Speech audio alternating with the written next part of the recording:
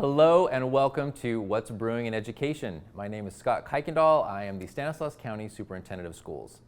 SCOE's Special Education Division provides direct and indirect support services for students with special needs and their families throughout the county in school settings or in the home.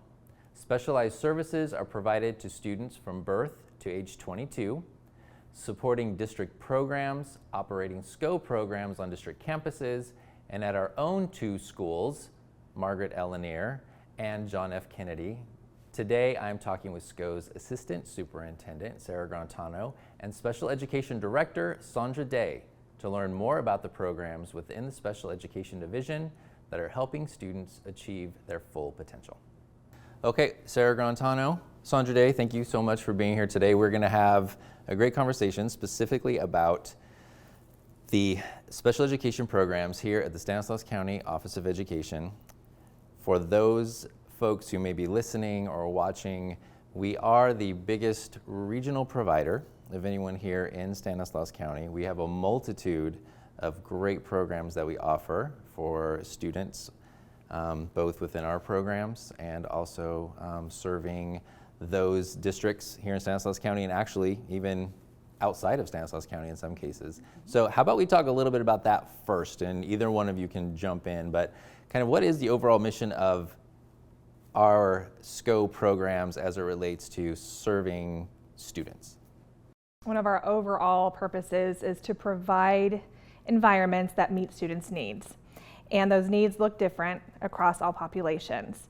So I think that we're charged with manipulating environments depending on what students' needs are, and that can look very, very different in a special day class with students that may have autism versus a resource environment where a student just has weekly service minutes. But I think the context, no matter what the environment is the same, is that we're charged with creating conducive environments that meet students' needs versus attempting to manipulate a student to meet the needs of the environment. So we know how well that works, right? So just keeping our focus aligned to customize environments, supports, tools, etc., to meet the individual needs of all of our students. So can we talk a little bit about just age ranges? Like, what are the ages of the students that we're currently supporting in our programs? Birth to age 22. So it is really part of our program to sometimes receive students, children that are coming right out of the hospital. If a parent actually has a delivery of a child with a known disability, we are able to take that child and work with the family and bring the fundamental pieces of the program and provide that service in the parent's home. And we really try to impress that the parent is the child's first teacher, and that we are not trying to take the student, work with the student, and fix anything, but actually have the parent know the specialized tools and strategies, ideas, and ways to further the development of a child.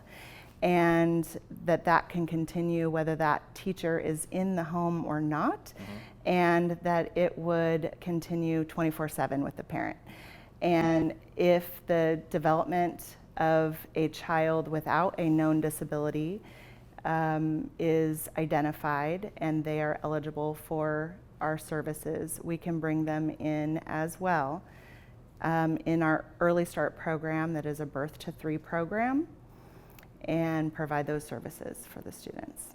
Right, so I've been able to see those programs firsthand, and just, I mean, infants, quite literally, in classrooms, and the whole range, right? Even all the way through to the life skills programs, where now we have adults, quite frankly, in their early 20s. So, I mean, do you want to talk a little bit about that? And then how do you talked a little bit about how students could come into our programs, but then once they get to age 22, what does that transition program look like, perhaps? So a lot of the transition program is about actually still supporting parents. Mostly because it's really important for the students that we're serving in our programs that are the adults to have the ability to go into a store and shop without behaviors or without incidents, to accompany a family out to dinner and have it be a successful situation. And so a lot of that program is about community outings and making those opportunities happen with a lot of support and making that student successful in every environment outside of the classroom. So a lot of the program is based on all of those community outings and really focused on allowing them to be best prepared for any situation out in the community and allowing the families and parents the ability to have a really successful dinner, shopping experience, whatever the case. That is really important in our program. So community outings can look very different.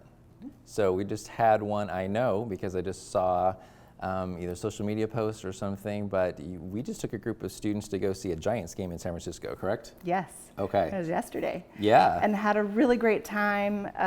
They enjoyed the event, dressed up in Giants attire, danced at the songs that were playing for everyone to dance with.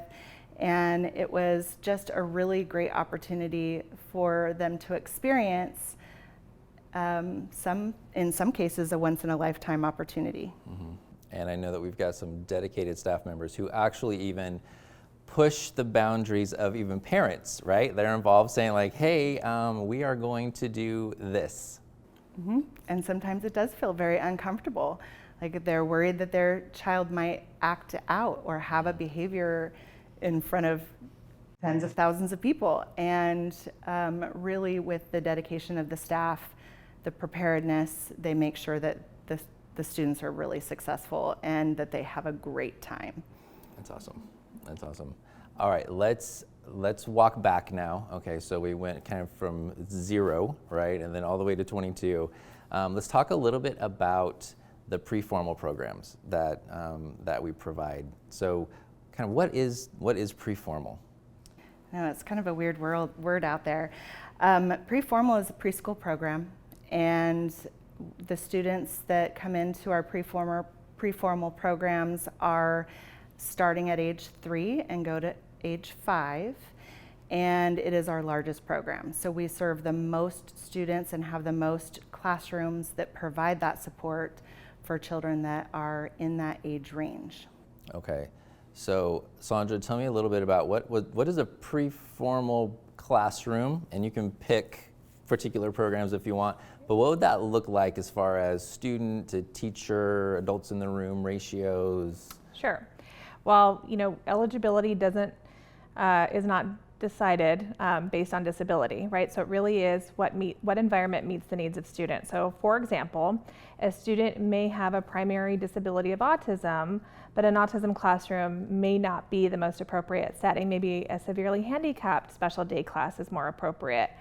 So once we identify the needs of the student, then we look at the environment which is most conducive to their needs. So sometimes a student with autism may be in a severely handicapped classroom, and that looks a lot different than a pre-formal autism classroom. If their needs are more geared towards typical autism programming, which may include discrete trial training, more individual one-on-one supports, then maybe an autism classroom is more appropriate for that student, which has a lot more support. There are more paras in the classroom. There's more intensive individual instruction for that student. Whereas maybe that student has more social deficits and they need a more social setting that isn't so individualized. And that's where we're really exploring the different pre-formal classrooms to meet their needs. Where an SH classroom, a severely handicapped classroom, looks a little different. There are 2 paras, 1 teacher. There are many more social opportunities for the student to engage in. So again, going back to their needs first, really depends on where the student is placed. Our deaf and hard of hearing classrooms are obviously tailored towards students that have hearing deficits versus maybe social deficits. So it really is customized based on what the student is needing at the time. Mm-hmm. So you brought up preformal autism as one of the examples, and there seems to be a lot of interest around that. I don't think that people fully understand autism, and it's really interesting, I think, in Stanislaus County, because as a county, we have a fairly large population in comparison with other, not only counties within the state of California, but nationally. There seems to be a higher concentration of students diagnosed with autism. I mean, can you talk about that a little bit? Like, kind of what do we see here in Stanislaus County? So some of that is relationship-based. Sometimes we've talked to parents about why they have come to Stanislaus County or how they got connected with services. And so families, when they realize that there is a deficit in their social development or in their developmental milestones, they will connect with each other. And then they're sharing their stories, especially with social media these days. They can reach out to people that they don't normally reach out to or regularly connect with. And chances are they know somebody, or they are a parent that has a child with an eligibility for special education services. And so a lot of times it's about word of mouth and sharing how they go about that process, and that they need to go to their school district to have an assessment provided so that they can find the eligibility and meet the needs of the students. And sometimes, because we run really amazing programs, that word of mouth also spreads, and parents want to be part of a program that is run with fidelity and with best practices in mind. So sometimes they even move here for those services, but most often it's about the connections and hearing that a child might need some services and giving that direction to the parents to reach out to their pediatrician, reach out to their school district, and find out what resources might be available. What do we see as maybe a more, I'll use the word effective, but you know, if it is the situation where a parent has a child who is autistic, what advice would we have for them as far as, you know, identifying, getting into a program? Is earlier better than later? Like, what would be the recommendation? Early is always best. So the sooner that we can provide those specifically tailored and important elements of instruction and support, the better the outcome. So having them to be referred and get into a program, receive those services, the sooner the better is always the key. Okay. So let's say I'm a parent, and I'm not really sure, right? You know, my son or daughter, maybe there's some developmental delays. I'm not really sure. What do I do? What are my next steps? So you'd first go to your district and you'd request an assessment, because in order to identify needs, everything is based on assessment, right? Assessment identifies needs, and based on that eligibility criteria, then we look at services and supports that would help support those needs, bridge those gaps, if you will. So an assessment determines whether or not a student meets educational eligibility, because just because a student may have a medical diagnosis or a medical disability doesn't necessarily mean that they will meet eligibility criteria for education. So I always frame that as a positive thing sometimes, that just because a student has a disability medically, maybe they don't meet educational criteria. And that's a really great thing, because that means that they don't need things to be successful in school. However, when students do meet that eligibility criteria in education, then that's all based on assessment, and we look at the results of that, and then we determine the needs and services that would support that. But that all starts with your district and requesting that initial assessment. Okay, so I'm a parent though, and I know that we provide programs for preschool students, but typically parents are thinking, well, I'm gonna go ahead and approach my district right when my student is ready to enter into kindergarten. So that's not necessarily the case though. It should be actually earlier than that. Would parents, so here, you know, as a parent, you know, what do I ask for, I guess, if I'm calling up my local district and my son or daughter is maybe 3? So sometimes it happens that a parent might hear, oh, he's the baby of your family and everybody does something for him. He doesn't even have to speak to get what his needs met, or that he's a boy and so he'll mature and he'll meet those milestones later. A lot of people do have those thoughts, and sometimes they're accurate and sometimes they're not. But there's no reason to delay asking if there are concerns, because usually a parent knows that there might be something that is just a little different from their other children or from their cousins or children that they've been around, and they just have noticed that there is not language developing, or they don't want to play with peers, or they are displaying behaviors that are not so typical. And so it doesn't hurt to give the district a call and share those things that they're experiencing, and then we'll offer an assessment plan and address those areas of concerns with an assessment, and then the process continues like Saundra shared. Okay. Can we talk a little bit about the concept of mainstreaming? Let's say that, my son or daughter has been in a program, and now special education program, and let's just stick with autism, quite frankly, right now. And then, I get approached about this concept of mainstreaming. Okay, well, what is that? And why is that a good thing? So mainstreaming is providing access to general education, non-disabled peers. Okay. So when a student is in a special day class, autism classroom, and they are making progress on their academic goals, and they're making progress socially, the goal is always to have our students with general education as much as possible. That's in IDEA law, right? To the maximum extent possible, students are entitled to be with general education, non-disabled peers. So when we're noticing progress in students' goals, students' behavior, et cetera, it is our charge to be considering what ways we can provide access to general education. Sometimes mainstreaming is just playground time if it's most appropriate, and it's during non-structured time in the cafeteria or during recess.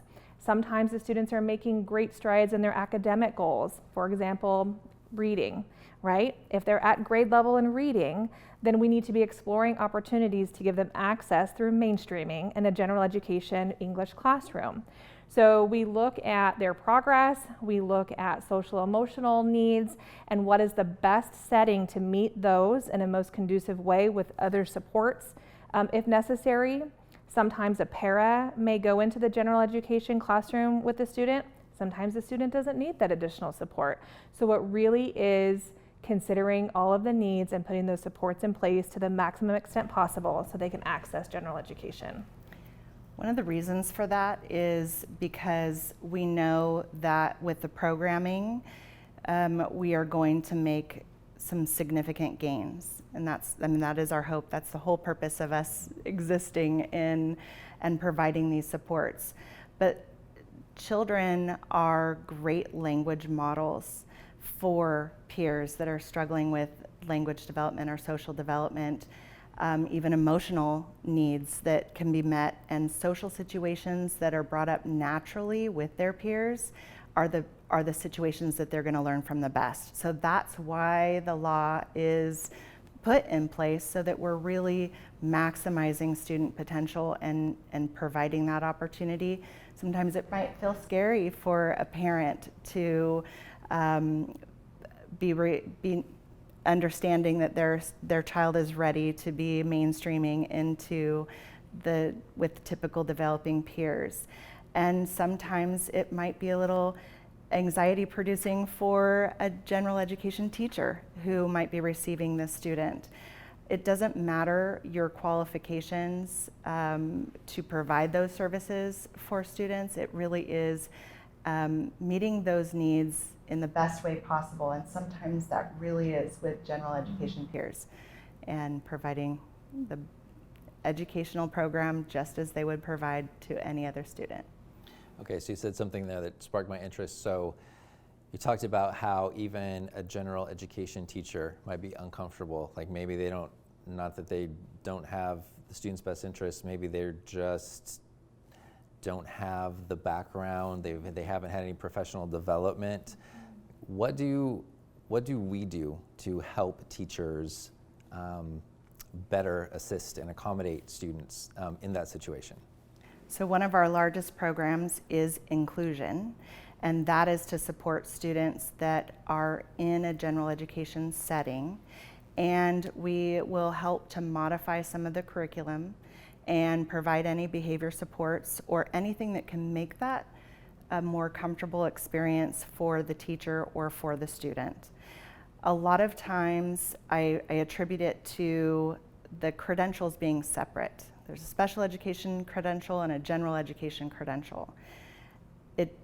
It is still educating students. And so we will often share with the general education teacher that they do what they need to do, and we will help provide any support or guidance or any modifications, but that they're not going to do any wrong. They're not going to hinder a student because they're not a special educator. They will have the supports, and they will be able to make gains with that child, just as they would all students. I mean, and I think that's good to know. And as a general ed teacher, like I would want to know that, like, okay, there are these supports out there, and I can access those, and that would help me. I think what is also interesting about a lot of our programs is, yes, we have actual campuses that are only special education campuses run by the County Office of Education, but we have lots of classrooms that we operate, right, with our staff, but at local school sites throughout the district, throughout many of our local districts. Yes, and that's very purposeful. Right. So it's really important to have students as close to their home school as possible.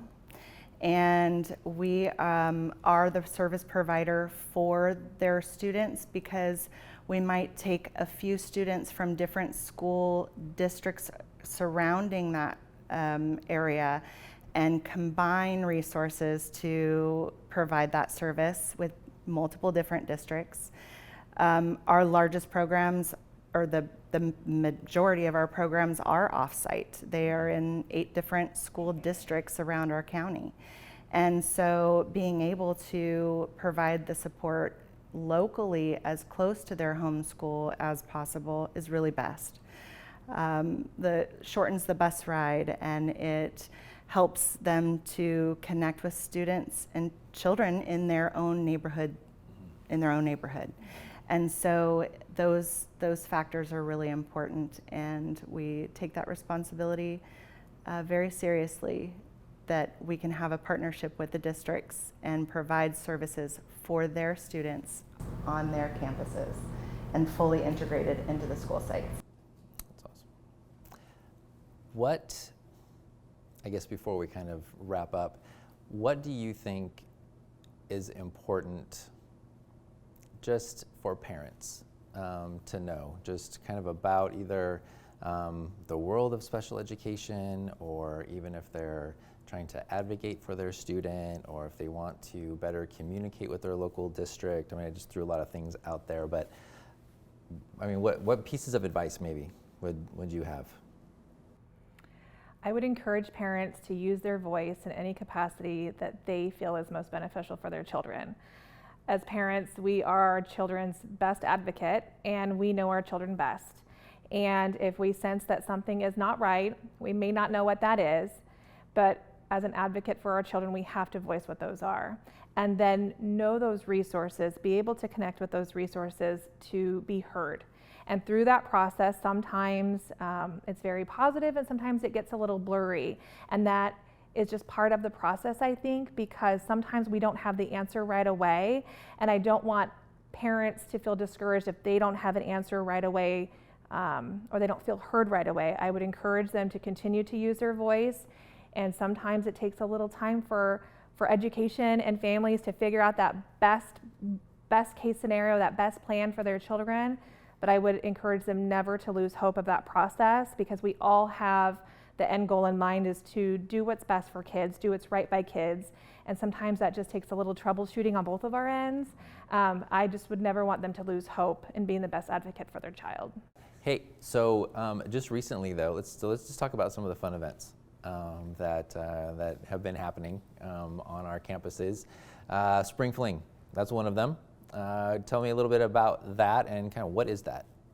The Spring Fling is an opportunity for the classrooms that are off-site, that are preschool classrooms. They come on to that campus, like you talked about, Margaret L, and they come together with great activities to explore and have a lot of learning that takes place. Today we had a person that has many different animals come in and share about owls and snakes and show them the little big lizard and talk about animals that have hair, animals that have feathers, and those that have scales, and really taking those opportunities to have learning moments with that physical, tangible, fun experience around all of their peers. And it is super exciting.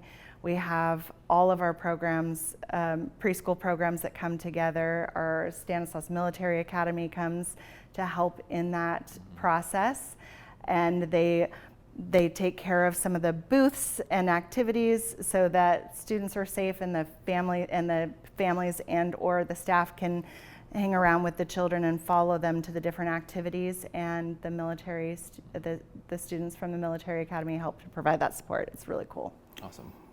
What is there any other events or activities that are happening? We'll have the JFK Olympics pretty soon. Okay. There is never a boring day in special education or in our world. There is never a day that's ever the same, and there's always the opportunity to learn and grow. And a lot of our programs are just on the road. They will do community-based outings to the farmers market, and they might go bowling. Our program in our autism program just went bowling and took the kids, and that was a great experience too. So they can be small and they can be large, and it's all for a good purpose and reason. So, and it's a whole lot of fun. Yeah. I think the events also provide opportunities for families that maybe they feel like they're missing out. You know, if their child is at a special school, right? They feel their child at a special school and maybe they're missing out on prom or graduation. And special education does a really great job of continuing those experiences for families and for students, so they can celebrate in those typical developing school experiences that they may not otherwise get to have. So like our graduations, we celebrate just the same. We have a huge graduation for our students, and we really celebrate those milestones that we can. We actually do have a prom that takes place. But also for Spring Fling, it's really important that parents are able to connect. Sometimes they feel alone in their child's development and their needs. And we have seen a lot of parents that will connect at those events, and they'll switch phone numbers, and then suddenly they are a team of support for both of their children. And that's really one of the positive outcomes that we didn't plan on originally when we started our Spring Fling and all of the events, but it is definitely something that occurs on a very regular basis, and it is an amazing thing to see parents coming together. So just on the topic of parents, kind of as we're finishing up, we've talked about many of our programs that we have, and hopefully folks have a little better understanding of kind of what we do and the type of students that we serve. But what would you advise parents, okay, like pieces of advice as far as, you know, if they were needing to reach out to our programs or to a school district, if they have questions, if they have concerns, like what is your advice, I suppose, to parents when like I said, when they have concerns perhaps about, about their own child? My advice would be to voice those concerns and to be the best advocate that you can be for your child. Those of us that are parents, we know our children best, we know their needs best. And I would just encourage parents to use their voice and to be empowered, to feel empowered to use their voice, to express the concerns to the appropriate people, whether it's the school district, whether it's to their physician, whether it's to a service provider. Sometimes that process may be a little wonky because we're troubleshooting and we're trying to figure out what may be the best solution to meet those students' needs. And so I would just encourage families to never lose hope and to keep their voices heard, because sometimes that looks a little different. But I would just encourage them to remain hopeful and to remain optimistic, because at the end of the day, we all have what's best in mind for that child. And sometimes the process takes a little longer to get to that end result. But I think if everyone comes in with the right intention, which we all do, we come in with the best intentions as parents, as educators, to find that best case programming, I would just encourage parents to remain hopeful and to use their voice as their child's best advocate. Well, I think that is probably a great message to end on, right? That message of hope. So, Sarah, Saundra, thank you so much for being part of this and being part of this conversation.